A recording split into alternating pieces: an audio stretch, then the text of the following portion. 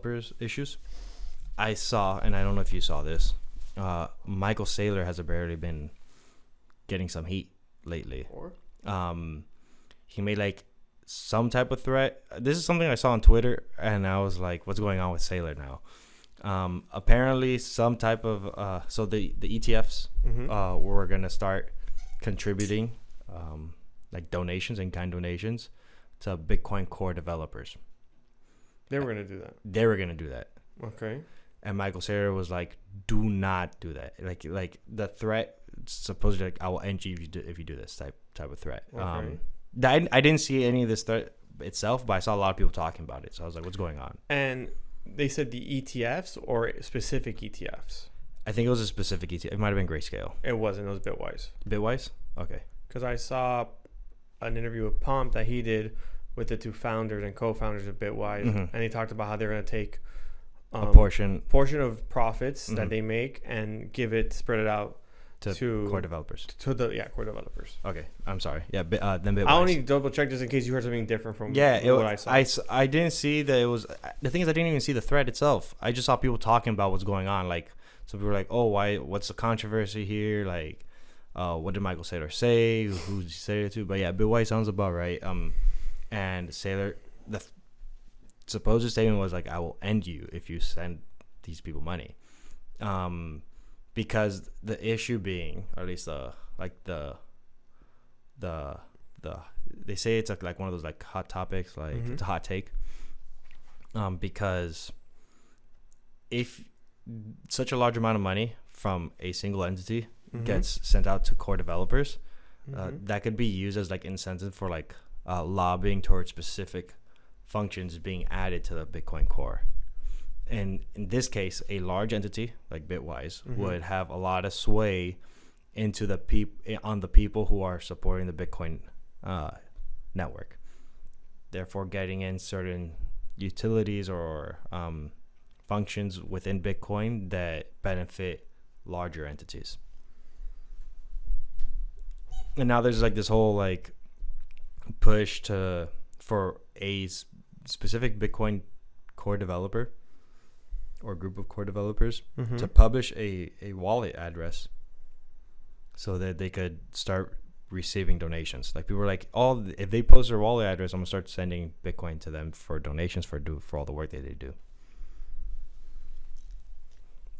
Who's in people? Yeah, like people. Yeah. So so the people that I've been reading on X were saying, if the developers start dropping addresses, I'm gonna start sending donations. It's a form of lobbying.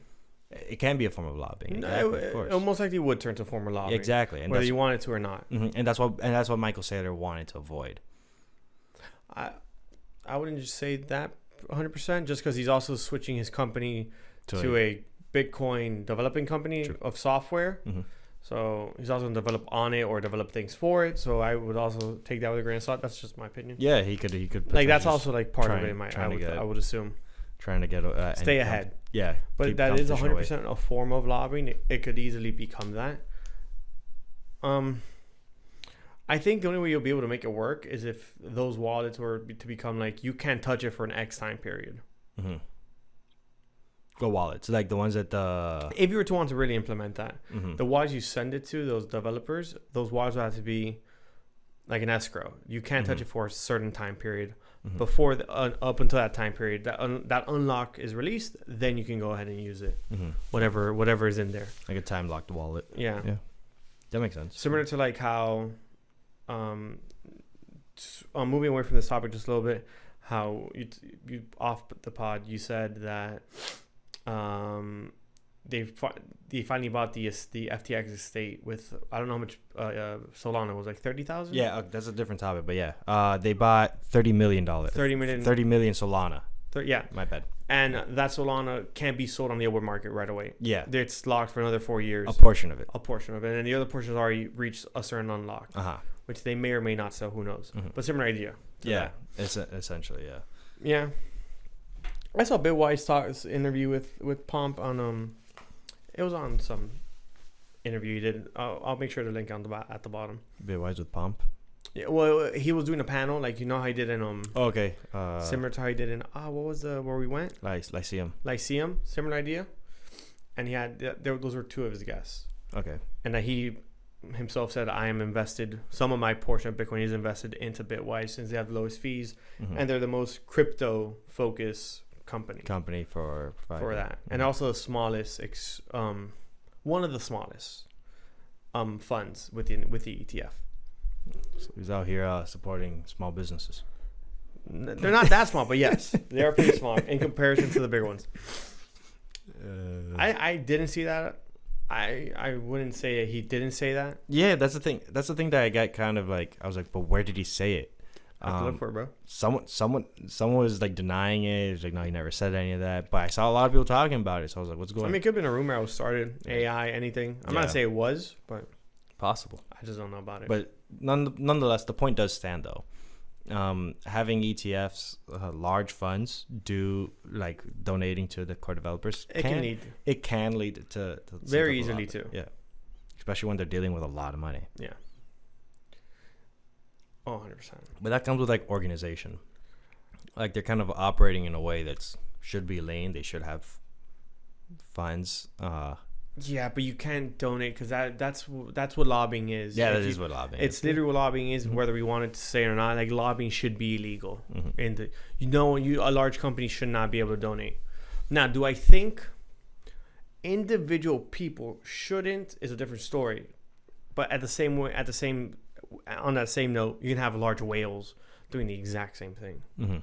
So it's like in crypto, it's a very thing. It's because people who got rewarded early on have large portions. They can. Yeah. So I think the whales who are whales now probably got in early because they got in early. They took a big chance and they took a big risk. For the most part, I think they're pretty like golden. I don't think they'd care too much. If they donate, though, is what I'm saying. Yeah. That's what I'm saying. Okay, so like, yeah, they might donate, but like, I mean, if they donate, they'll just to give back. I don't think they would be like, oh, but you should really. I might be just. You're looking at too nice. Yeah, that might be the case. Scratch that. A lot of them would be that, and then there will be the ones that aren't. And there will be. Yeah. There will always be the one whale, the one bad actor that goes implement this, and again, maybe it gets. Then ideally, decentralization takes place.